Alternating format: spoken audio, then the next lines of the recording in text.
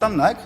Սերան Օհանյանի աչքերի մեջ եւ կտեսնեք մի քանի հարգանի առանձնատուն։ Կպտտվեք հետ կնայեք Աննա Գրիգորյանի աչքերի մեջ կտեսնեք հեկերը, կնայեք Աղվան Վարդանյանի աչքերի մեջ եւ կարող եք դիտել թե ինչպես են օրինակ Դավթաշենից մի կտոր պոկում դարձնում Զովունի, որ տնեն վրան հարմար տուն սարքեն։ Կնայեք Լևոն Քոչարյանի աչքերի մեջ նման տեքստեր ասելուց առաջ կտեսնեք միլիոնավոր դոլարներ, որոնք հարյուրավոր մարդկանց կյանքի փող պետքա լինեին։ Վերջապես կնայեք Ռոբերտ Քոչարյանի աչքերի մեջ, կտեսնեք հոկտեմբերի 27-ը, կտեսնեք մարտի 1-ը, կտեսնեք Պողոս Պողոսյանին, կտեսնեք Ռոբերտ Քոչարյանի աչքերի մեջ պարոն Մինասյան նման տեքստեր ասելուց առաջ։ Ու ընդհանրապես իրար աչքերի մեջ շուշուտ կնայեք ու իրար աչքերի մեջ կտեսնեք Արցախի Լեռնային Ղարաբաղի հանձնումը, կտեսնեք ձեր բաժին մեղքը Լեռնային Ղարաբաղի հայ ժողովրդի տեղահանման։ Ու հետո գալիս եք այստեղ խոսում եք Լեռնային Ղարաբաղի ժողովրդին թիրախավորելուց։ Այդ դուք չէիք,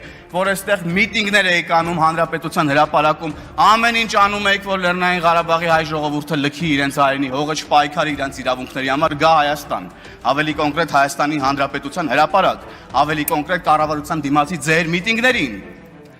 Դրանից այն կողմել ոչ կարելի է թիրախավորել Լեռնային Ղարաբաղի հայ ժողովրդին։ Այդ մարդկանց չթողեցիք իրանց իրավունքների համար պայքարեն, բերեցիք Հայաստանի Հանրապետություն, հիմա էլ հելել եք իրանց վերադարձի մասին եք խոսում, խեք խափում այդ ժողովրդին ու սուտ պատրանքներով ներարկում։ Ախր դուք էլ գիտեք, որ դուք սուտ եք խոսում, չեք ամաչում Լեռնային Ղարաբաղի հայ ժողովրդից, որ շարունակում եք սին պատրանքներով, ուրեմն խափել ձեր քաղաքական նպատակներ իրականացնելու համար։ Ավանի տեսանյութը եւ բաժանորդագրվիչ նորությունները բաց չթողնելու համար։